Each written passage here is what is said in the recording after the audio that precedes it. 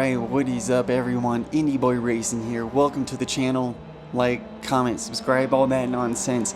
But as you see, we are diving in today back in the Mazda MX-5 and we are visiting two famous tracks, starting out with Brandshatch. And we're going to see, personally, which one is the most fun to drive at. What are their similarities? What are their differences? And of course, like I said, we're in the Mazda MX-5, lights out here, first lap, quick straightaway as I make quick positions, as I comb my way through the crowd here in this first quick, right-hander that dips down into this brief straightaway that Brandshatch then decides to throw a ratchet in your system because I feel like it comes out of nowhere. This sweeping right-handing hairpin. And then you're just right back down on this hill, and then boom. Either you could brake or you could take it flat out if there's no traffic, and then you just go here sweeping to the left thinking, okay, I can make some moves, I can make some quick hop and some quick plays here because I feel like Brandshatch is like playing a game of checkers on these sprint races. You know, I got 5 laps and already we're side-by-side action. We're putting our what the heck? Got me tongue-tied. Got my blood pumping, okay? I'm freaking worked up over here. Great side-by-side action. Brandshatch sweeping right-handers, left-handers with these brief straightaways for you to kind of gather your thoughts. I said, you know what, dude? If you want to go side-by-side with me, then either stick around or don't. And he decided not to, as I kind of, I'll be honest, I pushed him out to the boundaries a bit, but it is what it is. Because quickly, karma came back and bit me, and I decided to see what the wall felt like after touching grass for the first time probably in forever.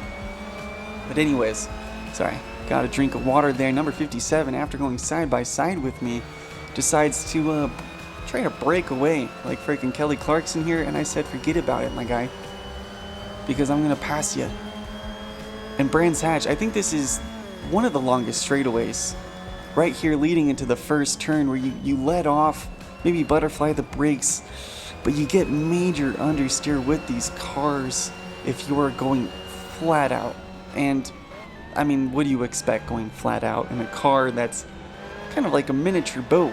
It's super fun to race in because you can go kind of bumper cars with these bad boys. Nice bump drafting, nice side-by-side action, as you're seeing already throughout this race, and we're going into the second lap. And as I was mentioning earlier, Brandshatch, sweeping turns, brief straightaways, except for maybe one sector, and it keeps you on your toes. It keeps you thinking. And when I say like a game of checkers, is because you can, if there wasn't that breakaway from the crowd, if I did not kind of mess up and dip my toes into the grass, you could be swapping positions here. You could be bump drafting. You could be very well, like I'm doing, putting your elbows out right there in the fight. Because that's what these cars are built for. That's what this track seems like it is built for.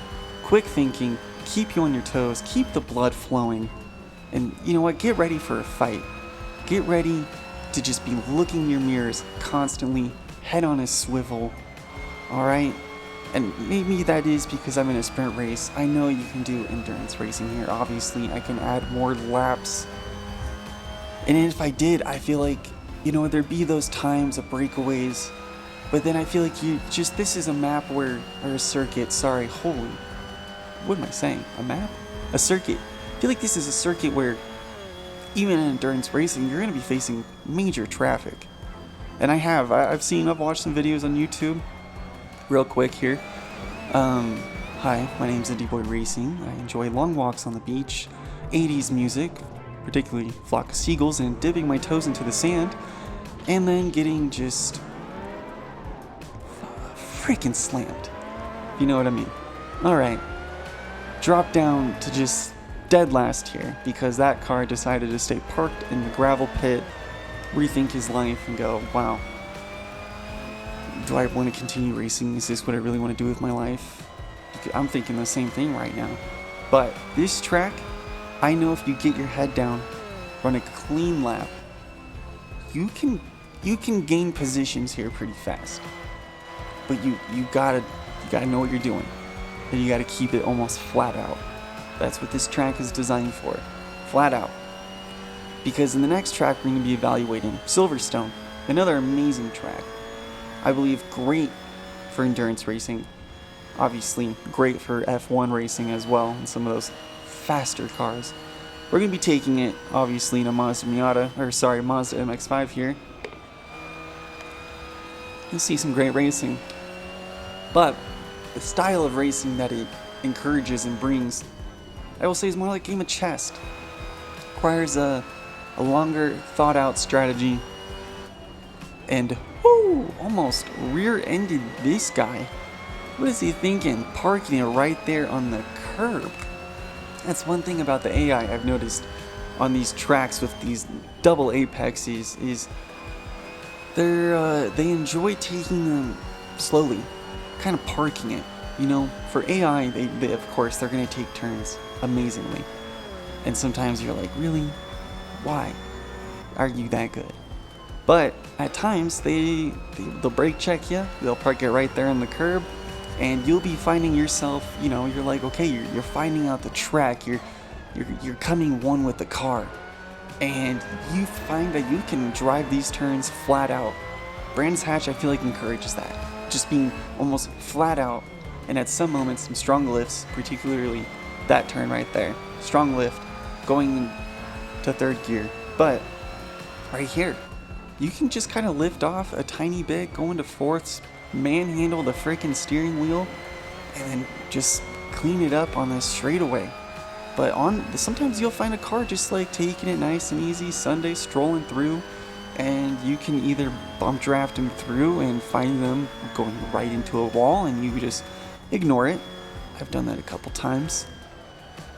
Honestly, I just chalk it up to a racing incident in that moment, but anyways, this track, good times, having a good time. It's a great time, even though I messed it up, dipped my toes into the sand, the grass, the wall, got out, rethought my life, and was thinking, you know, I am terrified to get back behind that wheel because look what's just going to keep happening. I was just terrified to take it back to the engineers and be like, here's your car. Sorry for what I did to it, but at least I'm not in dead last here, right? Or did I speak too soon? Because if you've been watching the video, if you've made it this far, thank you, I appreciate your time and everything, but you may see that this first turn here at Brandshatch, I was playing around with it. I was trying to figure out what was honestly the best way to take it, because I didn't want to downshift gears, engine brake, and go way too slow into it, because I knew there was a way to lift off and carry that weight through there then to just get to this hairpin super fast. Because you need to, in order to get to that inside line, to kind of go defensive, because this car was wanting to dive bomb me so hard, and that's what they're doing, and I'm trying my best not to Lance Stroll them, take them out, and I realized that's what I was doing, overcorrected, and I did that. I kind of opened up my steering wheel on that turn, touched the grass, messed up my race, decided to do it again later in the lap, and I thought, yeah, there's no chance of recovering here, so we're gonna finish in dead last. Not dead last, well, because one car didn't finish. But anyways, fast forward down to Silverstone, where it brings out a whole different style of racing. And like I mentioned, it's like chess. The strategy is, you have more time to think, a little more time to see what's going on. I feel like Silverstone is a larger Brandshatch, and for the racing purist out there, I may have just uttered blasphemy, just utter pure nonsense. But I'm not a racing purist. I'm just here to race, get behind the wheel, have a good time. Alright? I love the motorsport. I just sounded like a complete boomer right there, and I deserve it. They just took me out. They heard what I said and were like, oh my gosh. The motorsport? Really? What I'm trying to say is, I love motorsports. All motorsports. So, fight me. But It's a larger Brandshatch, Silverstone is. Just longer straightaways, longer sweeping turns, and a very intricate chicane that really throws you off because it's right there at the end as you're about to come into the sweeping right-hander that takes you across the finish line. So it's one of those chicanes like Barcelona where you got your heart pumping, you got cars behind you, and it's very easy to make a mistake. And that's what's fun about this track is with the long thought out strategy that, what I mean by that is you have this time to think. You have these long breakaways where the cars begin creating gaps. And it allows you to think, okay, I got maybe 0.5 a second ahead of me of this guy. Maybe not, in these cars it's like a second, 2 seconds, right? Second and a half. So that is time to think, to be like, okay, in this, I can see I'm faster in this sector. I can see where they're making mistakes in this sector. So in the next 2 laps, if I can keep my head down and keep it clean and just keep the car balanced, keep my position here in this nice gap, I can make a attacking move here in the next few laps, right? Hopefully. And I feel like Silverstone, 5 laps wasn't enough to do that. That's when I realized, kind of midway through this race, that Silverstone, I'm like, okay, this is a race that requires more laps for sure. Because 5 laps wasn't enough. You get in these dead man zones, I like to call them, when there's tons of distance behind you and the car and tons of distance between you and the car in front of you. I may have said that in a really weird way. I need some water, hold on. Stay hydrated. But it just required a different style of racing. You get in these dead man zones and you hope that that gap stays strong, but whereas we fast forwarded here through the second lap, this intricate system of S's here in Silverstone I struggled with because, as you see, I lost a major amount of time, long straightaway for a car now to get in the slipstream, and then slingshot their way past me. As you're going to see what's happened here, as I take the outside line, I know they're going to pass me because this is where I'm like, okay, I know I messed up. They're going to be much faster exiting out there because, as I see in my rearview mirror, they made it through effortlessly, perfectly, right? Golden star. And I didn't. So let them pass. Now I'm going to figure out maybe what they're doing. Watch them for a couple laps and see the racing line they're taking, where they're making mistakes. And then on the 4th lap, hopefully if I can, 5th lap maybe, make a move. If I stay clean, if I can handle that freaking section of S's, because I could not figure it out. I didn't know whether to just lift off, stay in 4th gear, and then as you go left a tiny bit, brake into 3rd, and then take that right-hander leading into the exit, into the long straightaway, or just keep it in 4th the entire time and then just lose that speed, but have, I wouldn't have as much wheel spin. And I feel like that's what was unbalancing me, was throwing me off, is I'd shift it down to 3rd, get all that wheel spin while trying to get on the racing line, and I would just wobble the car, as you saw, and lose it. This turn as well was a little hard for me because it was this long double apex where you could kind of take it flat out, lift off a tiny bit, and kind of the same issue. Do I want to stay in 4th gear and just kind of lose the speed but carry that momentum onto this straightaway? But then I noticed maybe, you kind of lose some heat in the tires and lose the traction here because I might end up dropping into 3rd anyways. Or when I'm taking that turn, do I want to drop into 3rd?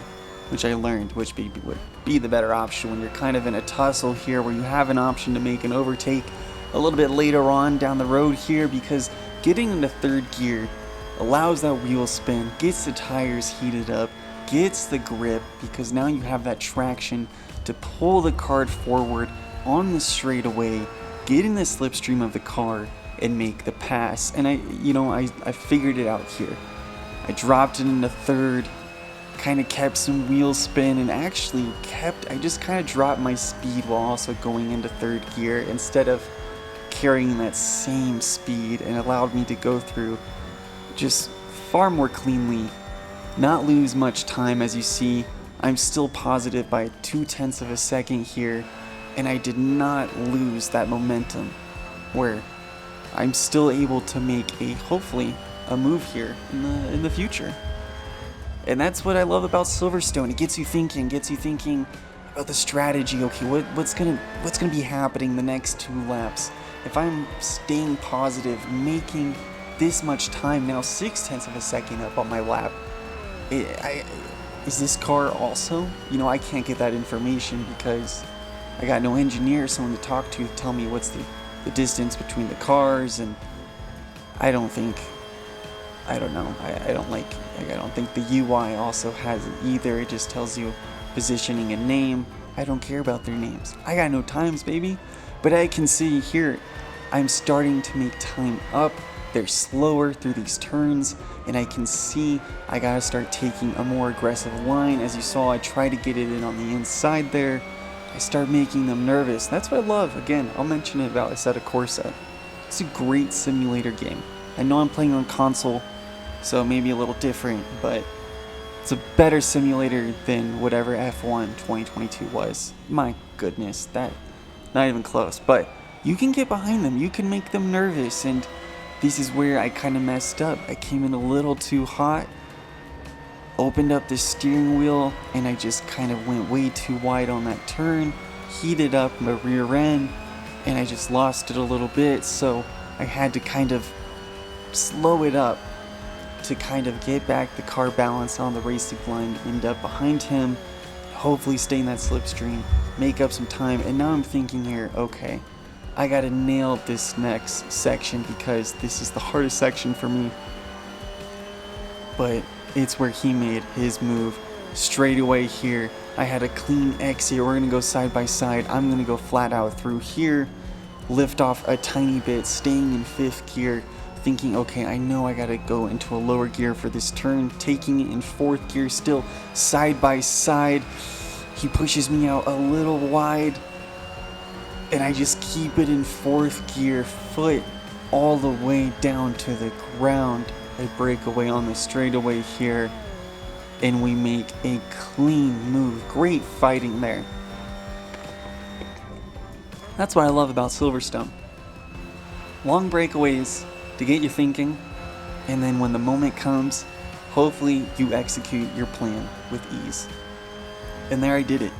I knew that if I could nail that next section of S's as I was catching up, because I was getting closer and closer through those turns, I could feel it. And then finally, I was like, okay, if I can make it cleanly through the S's, I know I can break away or get behind him on that straightaway. You know, at least make a move at the chicane. And I made it earlier. I gave him a little taste of his old medicine, you know? But here we are now, 5th lap, fishing up. I couldn't make a move, couldn't catch up. These tracks are super fun, great racing, different style of racing. I hope you enjoyed the video, but my 2 cents is Brandshatch is more fun for me personally in the Mazda MX-5. So that's my verdict. I know, like I said, brings different style of racing. Maybe needed more laps, but that's how the cookie crumbles.